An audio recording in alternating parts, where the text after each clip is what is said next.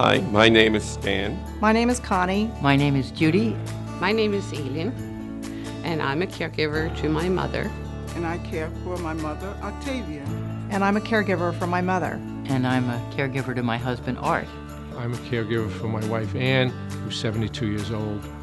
Basically, I've done everything for providing for both of them. I take care of my mother on the weekends. I take her grocery shopping. Not only household chores, I provide her medical care, coordination, driving, errands. choosing meals, making meals, cleaning up. I find that I take care of anything that he can't take care of. Sometimes I find balancing time a real challenge. The difficult part for me is taking me into consideration. Balancing her needs with the needs of my family, the needs of my marriage, and my own needs. Staying calm, nice, and positive. The real challenge is, of course, the distance and the moment you get that last phone call. What I love most about taking care of her is knowing that we're providing a secure and comfortable home for her. It's the time we spend together. Is the adventure of finding out new things all the time to trying to help him stay out of pain. My name is Ed. I'm a spouse and I'm a caregiver. My name is Colette. I'm a daughter and a caregiver. I'm a caregiver, and I'm a daughter.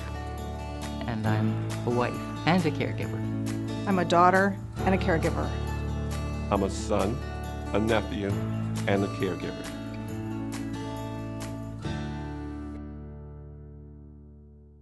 Hi, my name is Deborah Day, and I help manage United Way Caregivers Coalition.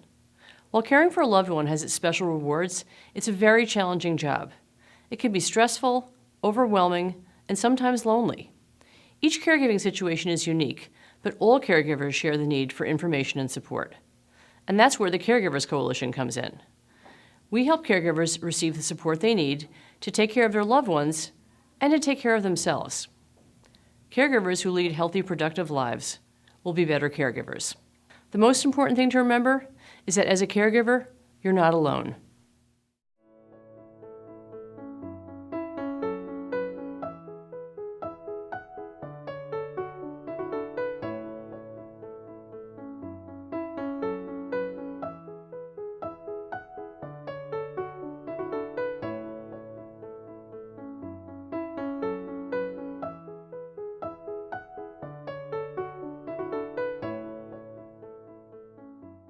People often ask me, how did I get started in the field of organizing? And I have to really go back to my roots. And I find that ever since I was little, I always liked things organized. I had my stuffed animals all lined up on my shelves in height order.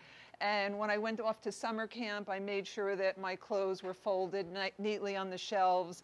And I didn't realize that this was a profession until one day I was in between jobs and I was reading an article in AARP magazine that you all probably have seen at one point or another, whether or not you're eligible to get it.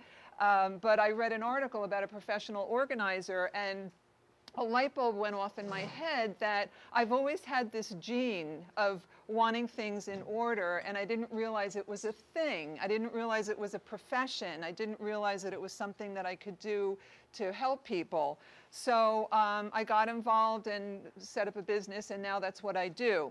So I want to start with the concept of visual clutter. When you walk into your home or someone else's home, are you blocking out all of the things that you're seeing? Or do you have a lot of stuff that's causing you distractions? A lot of times when I go into clients' homes and I feel a little overwhelmed by the stuff that I see, because they're calling me to help them with getting their homes in order, whether they're looking to downsize or to just get it in order for the future because they want to stay there and age in place, which is what I plan on doing in my home. So I want you to just think about your own home and what you see when you walk in the house. You've been living there probably a long time, right? Probably some of you may have been in your homes for well over 50 years. Not that you look like you could be, but you've been there a long time. You've accumulated a lot of stuff.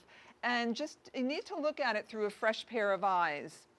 Visual clutter can be a very big distraction in your life, particularly if you're in a caregiving role or you're in a role where you're being taken care of. And a lot of times people who are recovering from illness or a disease or a surgery find that they just don't want all this stuff around, but then they feel compelled to have it close by. You don't have to have everything in your line of sight. I personally have open files that I'm working on my desk because I like to see when I get home, I'm going to be working on that client, I have to follow up with this one. So my desk is never going to be completely clean, and I'm okay with that. But I also don't have piles up to the ceiling, which I have seen in family, friends, and clients' homes. That would bother me. Why do we keep what we keep? Why do we keep the magazines from 10 years ago, 20 years ago? I've been in homes where they've had magazines from older than my son, and he was born in 1988. Why do we keep that stuff? No pointing, no finger pointing, no guilt, and no judgment here. I'm just asking questions, and I want you to think about yourself. This is about you, not about saying, oh, I have a friend who really needs your services. Sometimes we keep things out of guilt. Sometimes we keep it out of should. I know people who keep recipes because they think someday they're going to get their kitchen redone and they're going to be baking again. Everyone's laughing. Okay, why is that? Because you know the reality is that you're really not going to be baking, and those recipes that are 20 years old are probably not going to taste as good as a recipe that's made for today's foods and packaged wheats and all of that. A lot of people also keep things because they evoke memories for them, and that's a beautiful thing. Sometimes the memories are good memories. Sometimes they're not so good memories, because we all have a combination of lives that we've lived and we've had some tough times. Think of the marriage vows, in sickness and in health, for richer or poorer. If we all haven't experienced that in our life, whether you're married or not, we've all been on that roller coaster of ups and downs. So sometimes memories are not fabulous, but we still keep these things. So people always say to me, how do I get started to organize my home? Some of you may live in an apartment. You may have an efficiency with a bedroom, living room, all one room, and a bathroom, a little kitchen off to the side. Some of you may still live in your family home that you grew up in, so you may have the 3 bedrooms, the 2.5 baths, the garage, the attic. So people ask me all the time, how can I get started? And what I say to them is, you need to start small. You need to start with a small project. And what I like to do when I start working with a client who's called me and they don't have a specific area that they want to work on because the whole house is cluttered, we usually start in the foyer, in the entryway, where they have a coat closet and there's maybe a little shelf with mail. And sometimes that will set the tone for the rest of the house, how people feel when they walk into your foyer and see boxes from QVC and Home Shopping Network that haven't been opened or have to be returned, or piles of mail that you haven't gotten to. That sets the tone for how people feel when they are in your home. So I say start with a small project, but beware. What you think is going to be a small project could turn out to be a big one.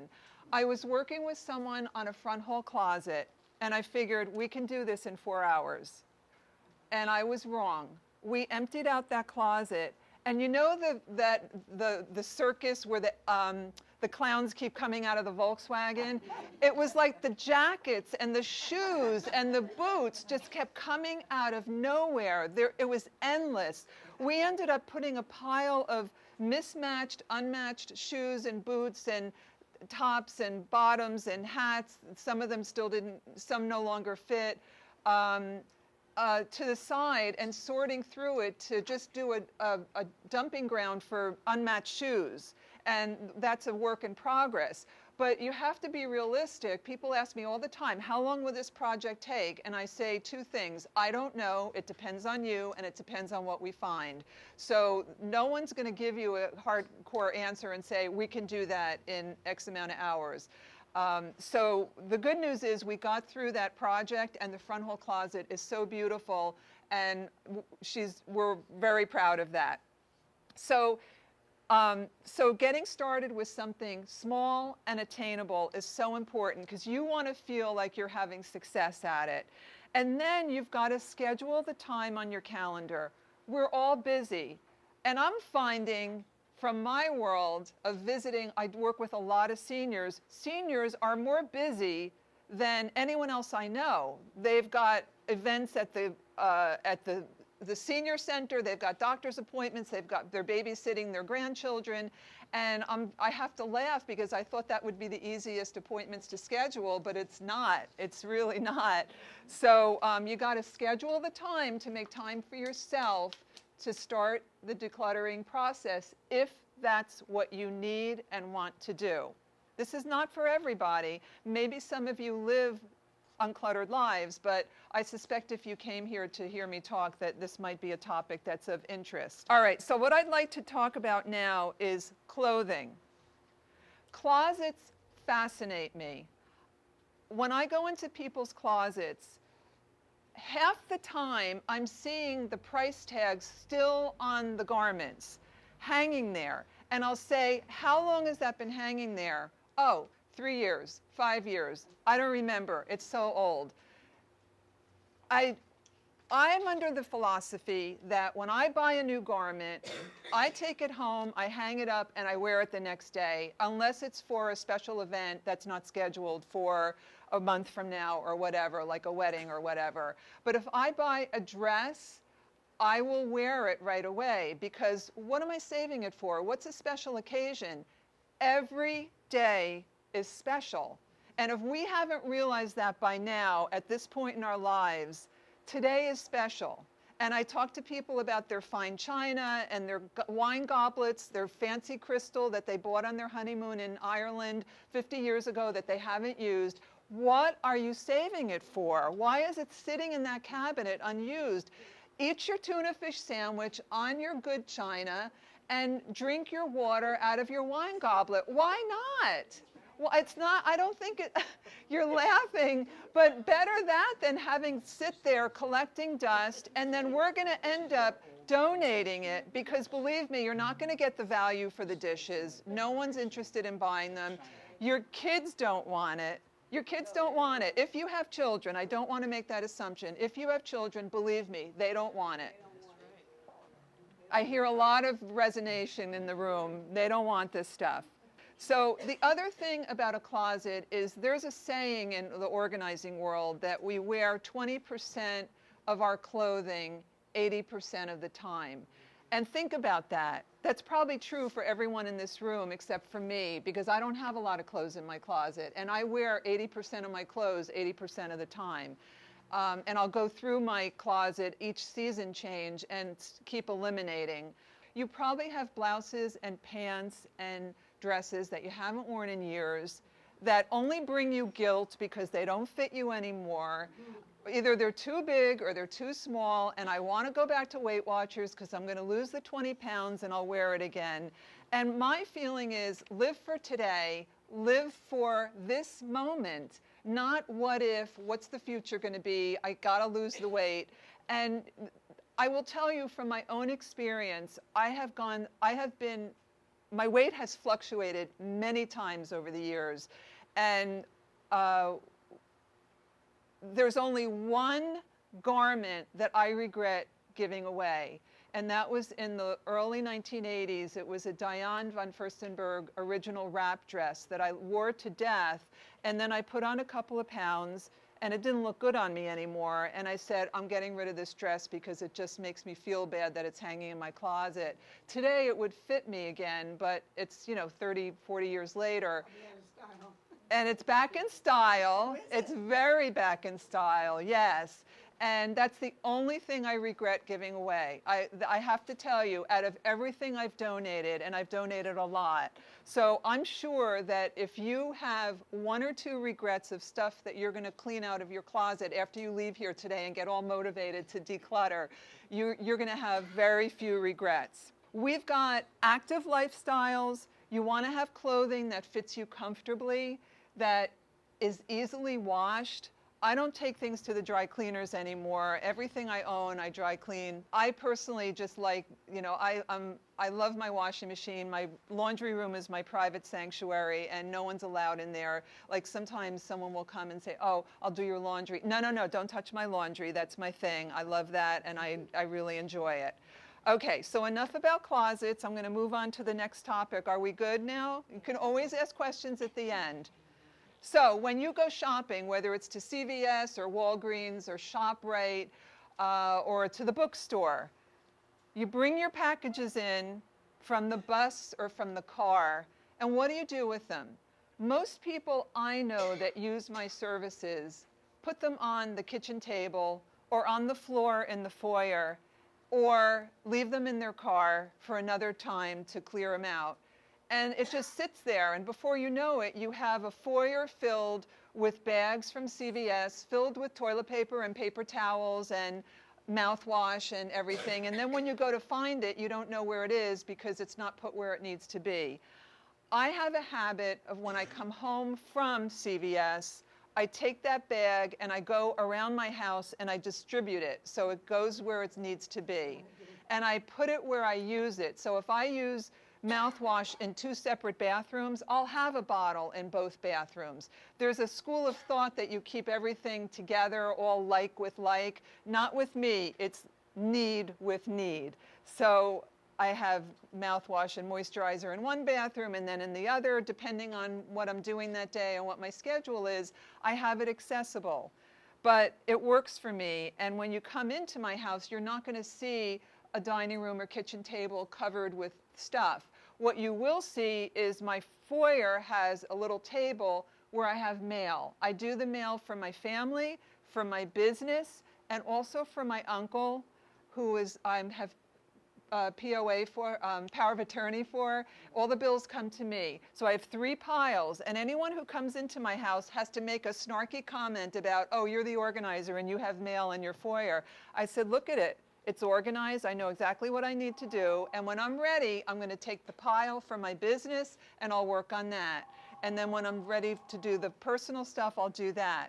So it works for me, and it's not perfect. So if you're going to take anything away from this presentation, is it doesn't have to be perfect.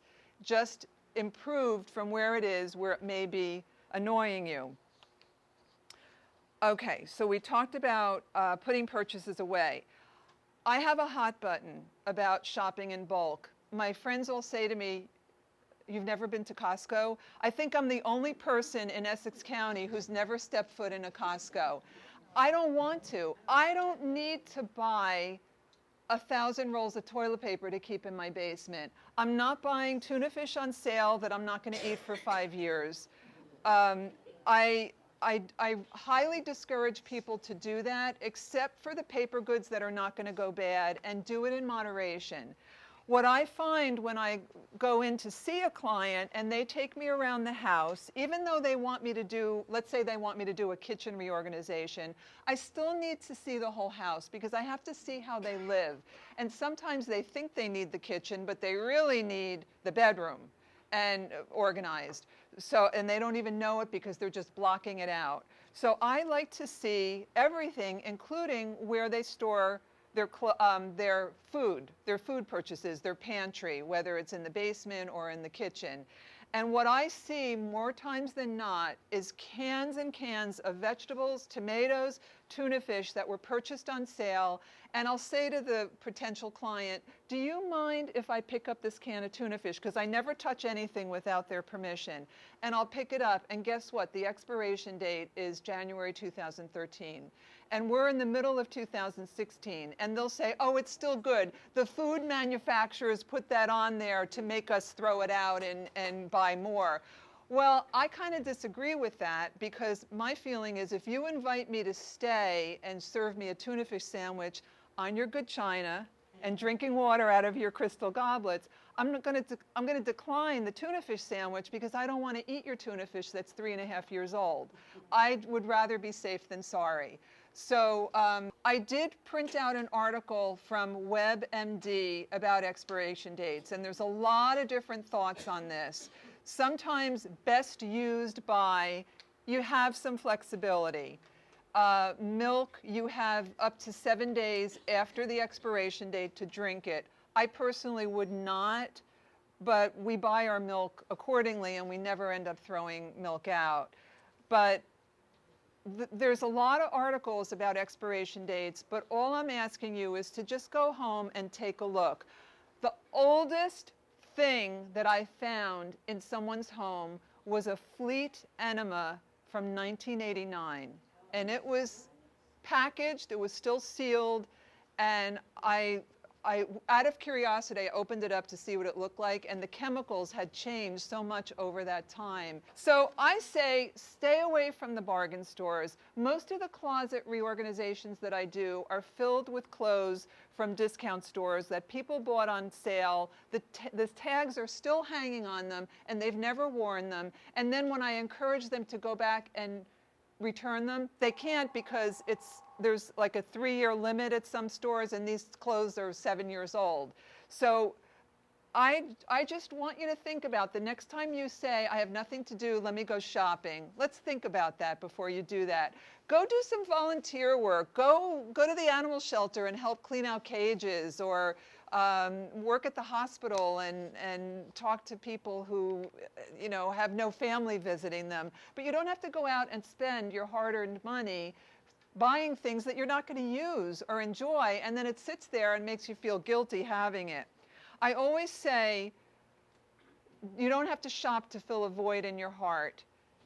Do other things to do that. Even if it's go to a church group or get involved in a prayer service, or, you know, get together with friends for lunch. Just do something that's productive, that makes you happy, gets you out of the house, and you're not spending money on things that you're not going to use. So the next topic is online shopping.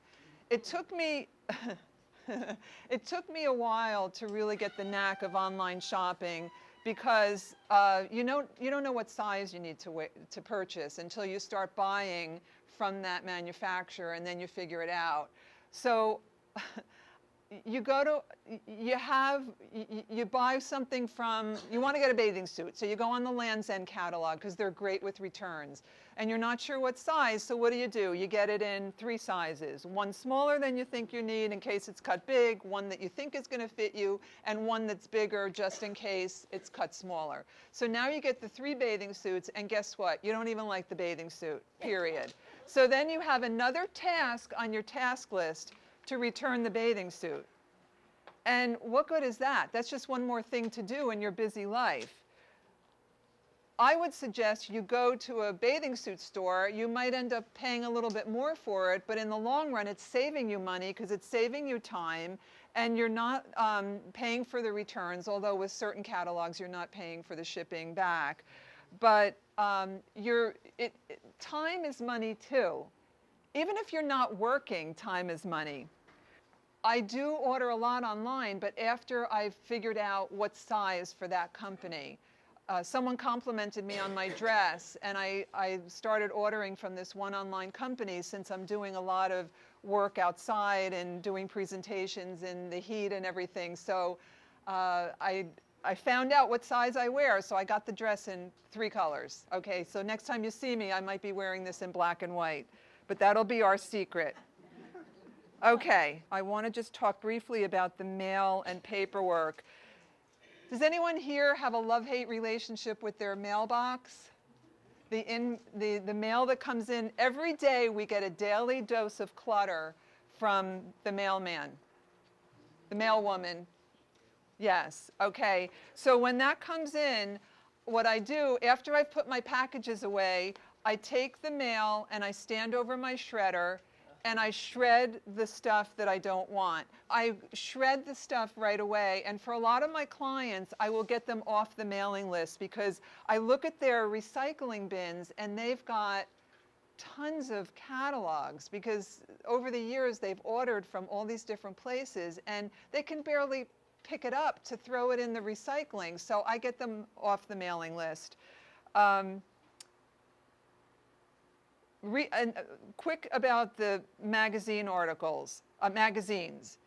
If you're keeping magazines, 3 months, recycle it. Even if you haven't read it, even if you love that magazine, get rid of it. You can take it to the doctor's office the next time you go, because chances are that'll still be the newest magazine in their waiting room, because half the magazines in there are from hunger.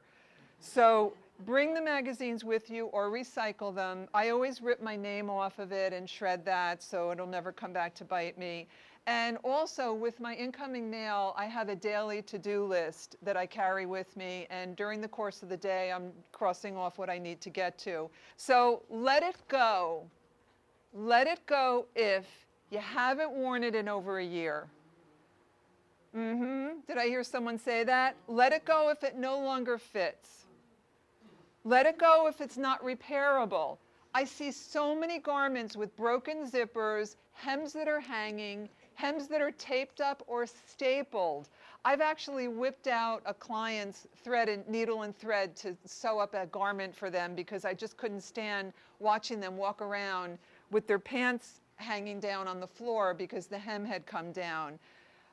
Let it go if it no longer brings you joy. How many pants do we have in our closet that you wear because they're easy, they're comfortable, but you don't really feel good in them? If you don't feel good in it, get rid of them. And then you keep it out of guilt. This is the dress that I wore to my son's wedding. He's now a grandfather. No, wait, that would make, wait, maybe not.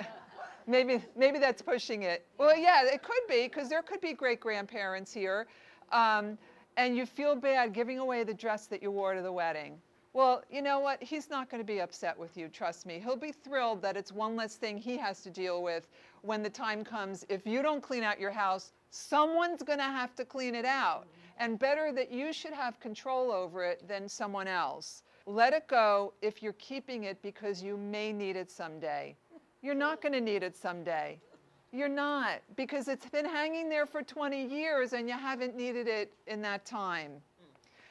Does anyone have collections of like owl ceramics or swans or little tchotchkes in their house?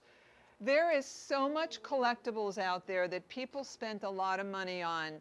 I will give you my example of, I had this thing about Franklin Mint dolls, and I started buying Franklin Mint dolls, and they're not cheap, and I had them displayed on my, over my fireplace on the mantle, and one day I looked at them and I said, I'm not 10 years old anymore. I don't have to have my dolls out. I called up the eBay place and I said, I'm bringing 4 Franklin Mint dolls over.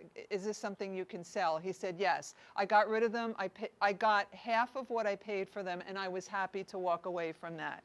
They just weren't bringing me joy anymore, and they were a pain in the neck to dust.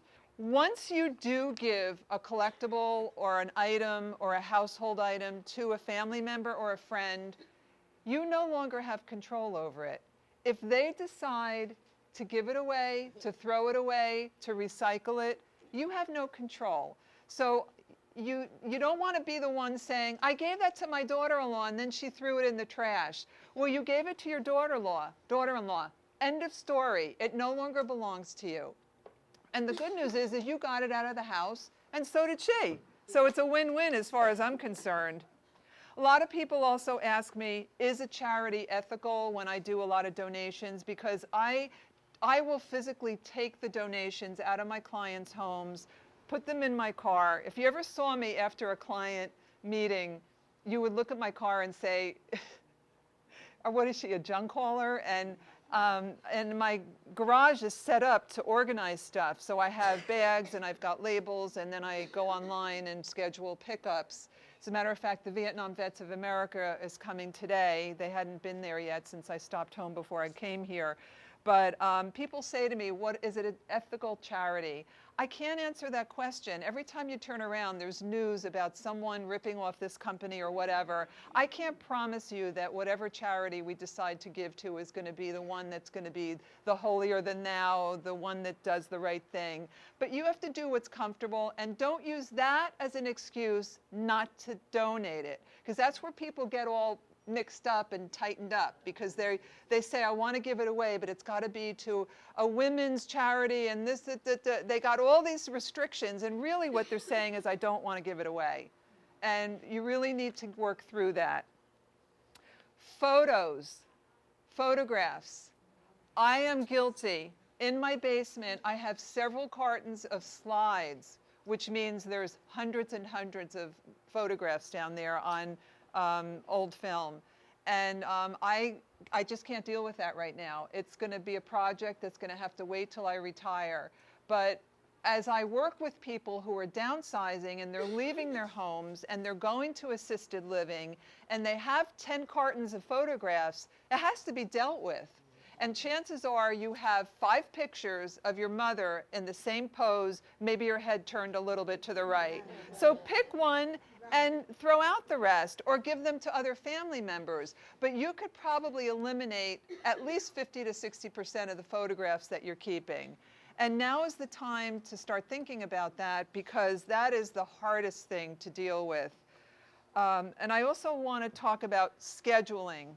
I meet with clients all the time who have a calendar book here, and then they have a calendar book in the other room, and then they have a calendar hanging on the wall. And I'll say to them, which one is the master calendar? Well, they all are. So you just got off the phone with your doctor, and you wrote your appointment down on the cover of the Star Ledger because that was the most handy piece of paper, and it never even made it to one of the calendars. Hello, what's wrong with that picture?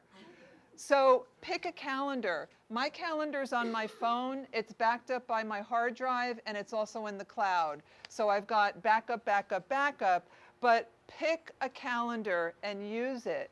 Because, like I said, we're all very busy, and those doctor's appointments can get away from you very quickly if you lose that calendar. And then on the same topic, documentation. When I'm on the phone with someone, whether it's a personal call or a professional call, I have a notebook that I carry with me, and I'm always taking notes in it. I don't take the sticky pad from here and write an important note and say, okay, now that's on my task list. No, it's all in one notebook. So when I go to people's homes and they've got the calendar, they also have about a dozen notebooks everywhere, and they don't know which one to go to find out what they have to do, because there's no master task list. So do yourself a favor. If you're guilty of that, think about that and work on that, streamline it. Okay, your home. Your home is not a dumping ground for your kids' furniture, for their first grade report cards, for all the art projects they did in preschool and now they have kids of their own. Your home is your home. I've been to homes where people have stayed there as guests and left things 3 years ago, and those things are still in the house. And meanwhile, the family's trying to figure out what to do with all their stuff because they want to move. And here's this package of stuff that belongs to a former guest. I don't get it. Get the guest on the phone, tell them you're going to toss it or they can come get it by this weekend, period. And just give them a deadline and do it and stick with it. And chances are they're not even going to remember that they left it at your house.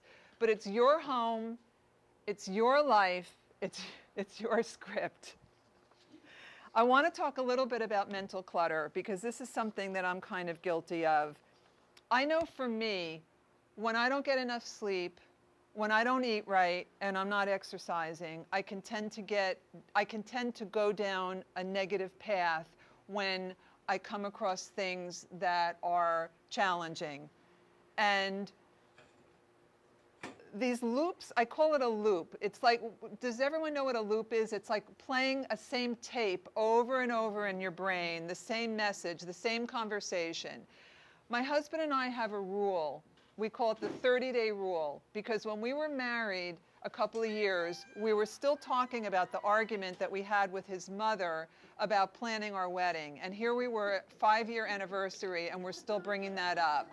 So we have a 30-day rule, and now it's down to like 3 days. Sometimes it's 3 minutes. But if we either of us do something stupid, we can throw it in each other's faces for up to 30 days. Chances are now it's over, whatever.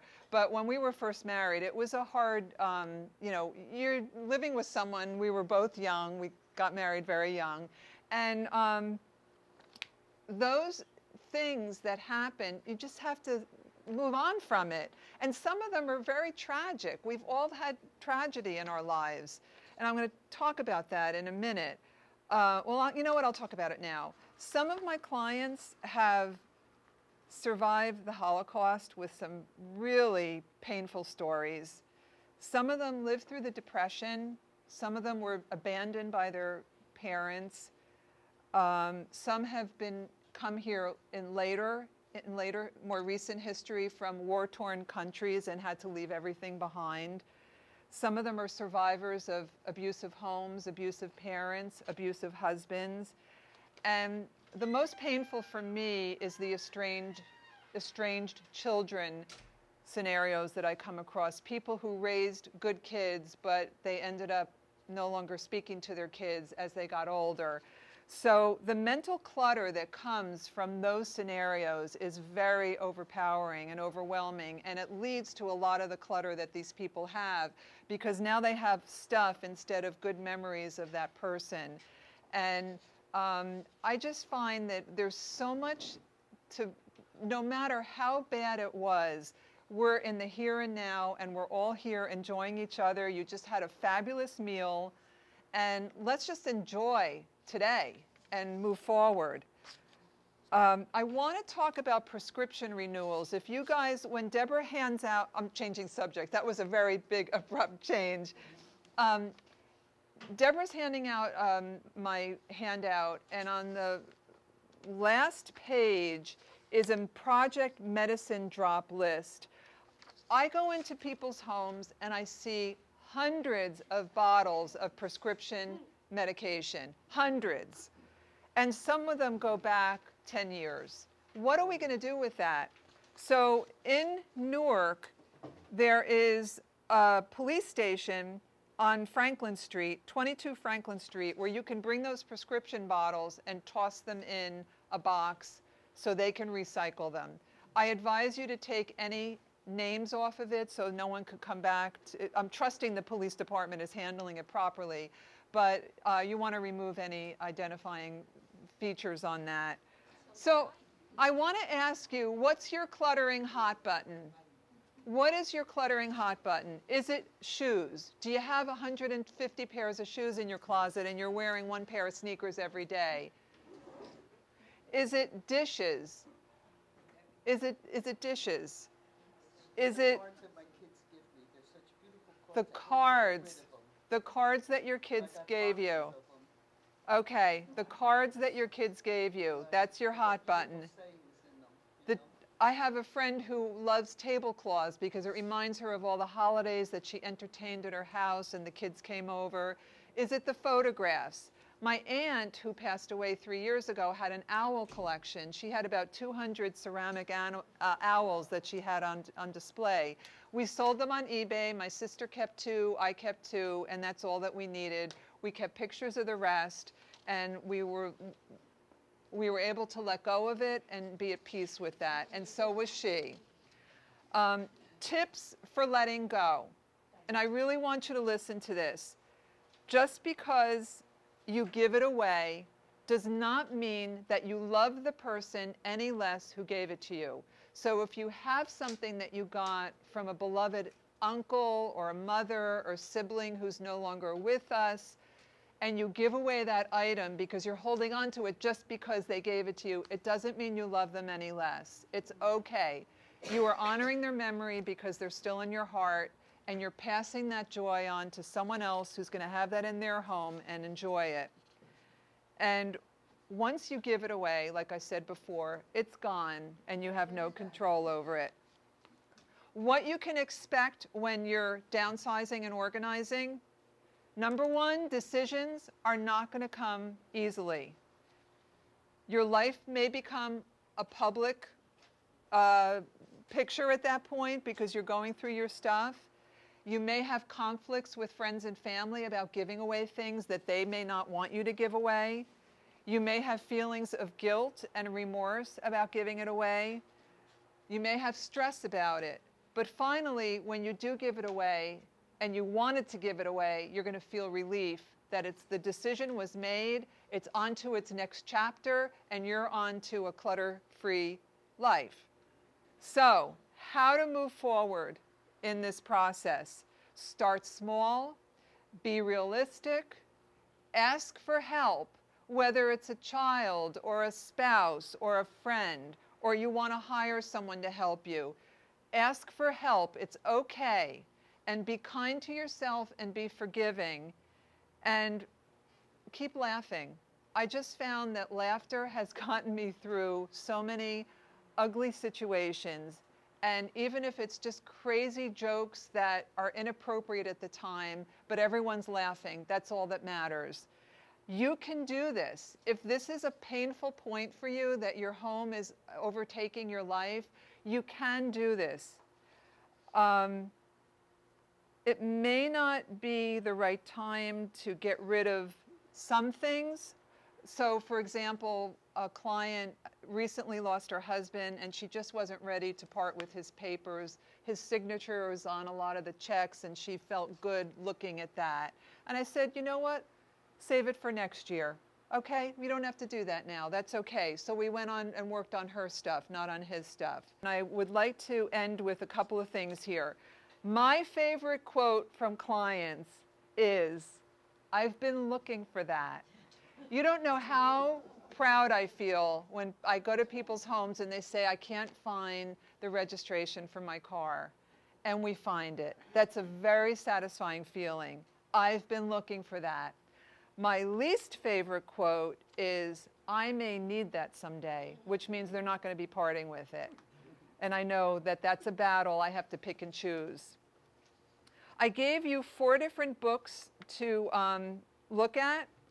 And the second book on here, Don't Toss My Memories in the Trash, A Step-by-Step Guide to Helping Seniors Downsize, Organize, and Move by Vicki Delacquia.